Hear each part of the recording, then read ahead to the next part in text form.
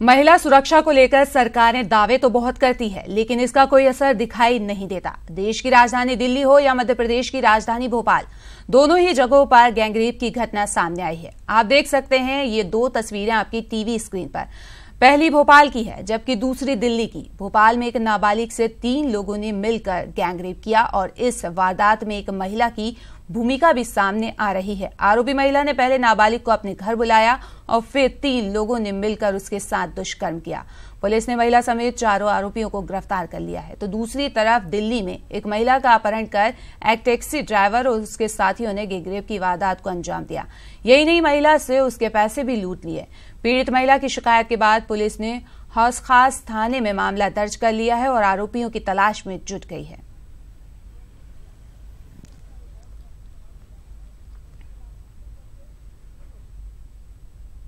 मोदी सरकार ने गुरुवार को हुई कैबिनेट की बैठक में कई अहम फैसले लिए। इस कैबिनेट की बैठक में लिए गए अहम फैसलों से आम आदमी को फायदा होगा। प्रधानमंत्री आवास योजना के तहत घर खरीदने वालों को मिलने वाली ब्याज दर पर राहत का दायरा बढ़ा दिया गया है। तो जीएसटी को लेकर भी आम आदमी के लिए खास प्रावधान बनाया गया है। अर्बन हाउसिंग में हमारी सरकार गरीबों की भी चिंता करती है और हमारी सरकार लघु मध्यम वर्ग और बाकी मध्यम वर्ग की भी चिंता करती है। तो मिडिल क्लास के हाउसिंग स्कीम की चिंता के लिए आपको मालूम है कि हमने MIG 1 और MIG 2 बनाया था। कैबिनेट ने फैसला किया है कि MIG 1 कैटेगरी में हम 90 स्क्वायर मीटर को बढ़ाकर 120 स्क्वायर मीटर कर रहे हैं carpet area. The carpet area in case of MIG category 1 is being increased from 90 square meter to 120 square meter. And in case of category 2 MIG, it is being increased from 110 square meter up to 150 square meter. सिर्फ 50 item है जो GST में 28% rate attract करते हैं और 28 से 18% लाए गए हैं 178 आइटम्स, 28 से 18%। और बाकी आपने देखा होगा कई आइटम 5% में आ गए हैं। अब उसमें क्या था कि लोग जो उनको पेमेंट वापस मिलना चाहिए, इतना बड़ा जीएसटी में रेट रिडक्शन हुआ है, तो उसके कारण कई बार वो जो पेमेंट बैक प्रॉफिट मिलता है उसमें दिक्कत आ रही थी। National anti profiteering authority set up किया है। It is an assurance to the consumers of India. Cabinet committee on economic affairs ने दाल के निर्यात पर सारे प्रतिबंध हटा दिए हैं। All the prohibitions on the export of pulses have been removed. PM Modi की पॉपुलैरिटी है कि कम ही नहीं होती, बढ़ती ही जा रही है। ये खुलासा एक सर्वे में हुआ है। सर्वे के रिजल्ट ने बीजेपी खेमे में खुशी की लहर तोड़ दी है।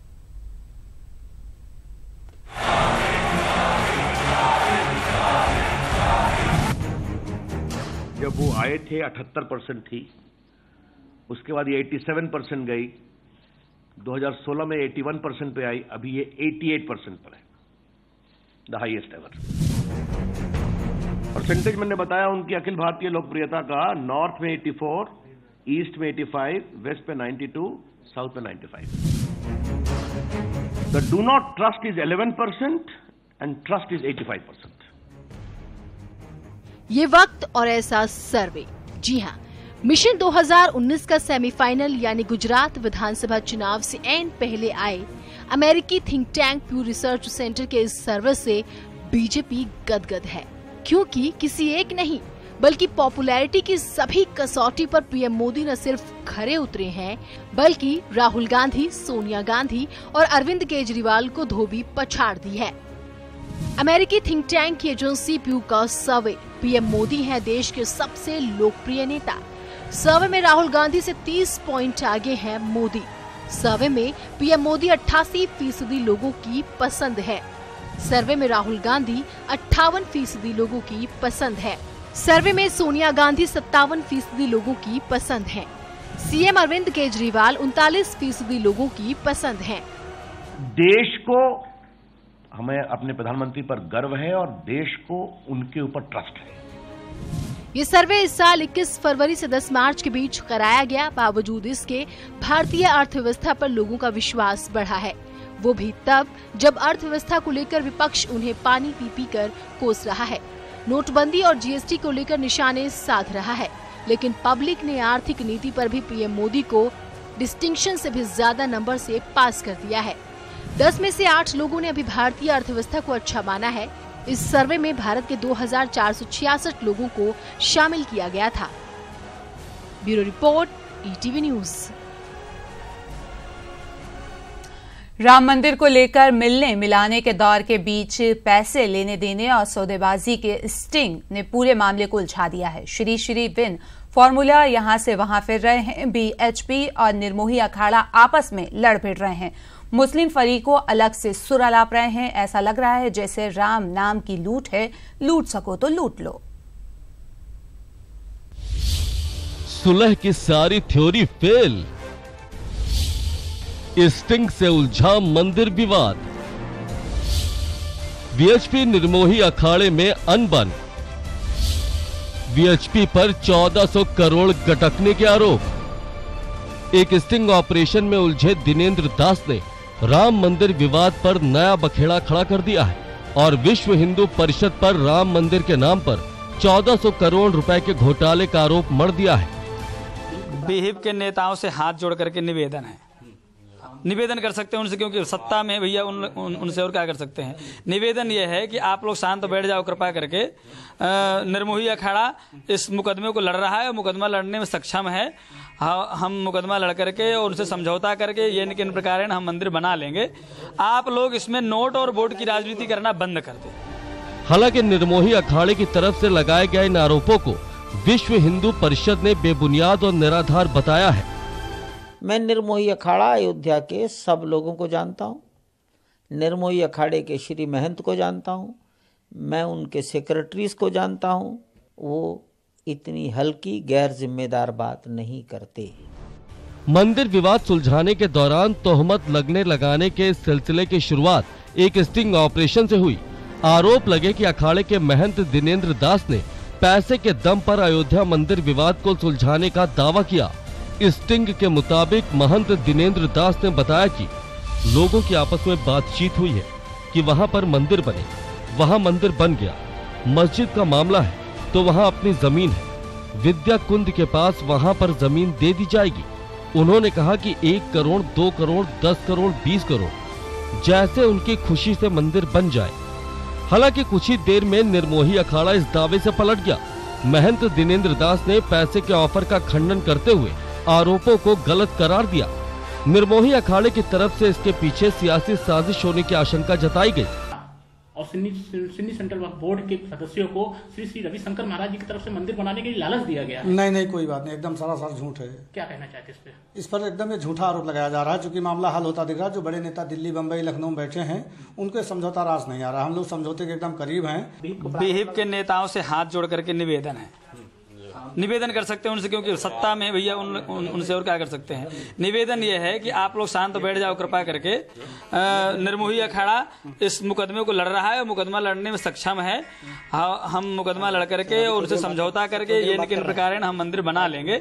आप लोग इसमें नोट और वोट की राजनीति करना बंद कर दें। मंदिर विवाद पर यह किचकिच तब शुरू हुई जब श्री श्री रविशंकर इस मुद्दे को सुलझाने के लिए गुरुवार को अयोध्या पहुंचे थे। आखिरी दम तक मामले को सुलझाने का दावा कर रहे थे। दोनों समुदाय के हमारे पास आए, उन सब के अनुरोध से हमने एक कदम आगे बढ़ाया है, मगर इसमें मुझे लगता है कुछ समय लग सकता है। 3 महीने 6 महीने लग सकता है। दोनों समुदायों के सभी लोगों के वर्ग के लोगों को मिलेंगे। भले ही श्री श्री लाख दावे कर रहे हो, लेकिन ना तो इस मामले से जुड़े पक्षकार और ना ही सरकार श्री श्री के साथ दिखाई दे रहे हैं। मतलब साफ है, सब राम नाम की लूट में लगे हुए हैं। मंदिर पर सब मौन रखने की फिराक में है। Bureau report, ETV news. वहीं फिल्म पद्मावती पर अब सभी हद पार करने लगे हैं। विरोध प्रदर्शन करने वाले अपनी हद पार कर रहे हैं तो डायरेक्टर प्रोड्यूसर भी अपने स्टैंड पर अड़कर हद पार कर रहे हैं। फिल्म पद्मावती पर हद पार कर देने वाली धमकी। कर्णी सेना ने कहा, काट लेंगे दीपिका की नाक।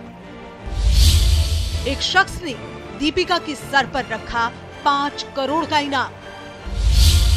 ब्राह्मण समाज ने खून से लिखे खत सेंसर बोर्ड को भेजे। फिल्म पद्मावती पर सभी हद पार करने लगे हैं। सबसे पहली बात कर्णी सेना की। कर्णी सेना ने दीपिका की नाक काट लेने की धमकी दी। वहीं मेरठ के राजपूत समाज के एक शख्स ने भी हद पार कर दी। इस शख्स ने दीपिका के सर पर 5 करोड़ का इनाम रख दिया। रावण की बहन थी, बार बार मना करने के बाद, बार बार चेतावनी देने के बाद वो नहीं मानी, उसका नाक काट के उसको ये सजा दी थी। और ये सजा अगर तू लेना चाहती है दीपिका पादुकोण, तो शहर से राजपूत क्षत्रिय ये मजबूरन करेंगे। अगर संजय लीला भंसाली जी ने और दीपिका पादुकोण अभिनेत्री जी ने यह फिल्म वापस नहीं ली, तो हम उनका सर कलम कर देंगे। 5 करोड़ रुपए की इनाम की घोषणा करते हैं। इधर फिल्म पद्मावती पर विरोध कर रही राजपूत समाज को जयपुर में सर्व ब्राह्मण महासभा का साथ मिला। सर्व ब्राह्मण महासभा ने भी हद पार कर दी। ब्राह्मण महासभा के कार्यकर्ताओं ने हद पार करते हुए खून से हस्ताक्षर किया हुआ एक लेटर सेंसर बोर्ड को भेजा है और फिल्म पर रोक लगाने की मांग की है।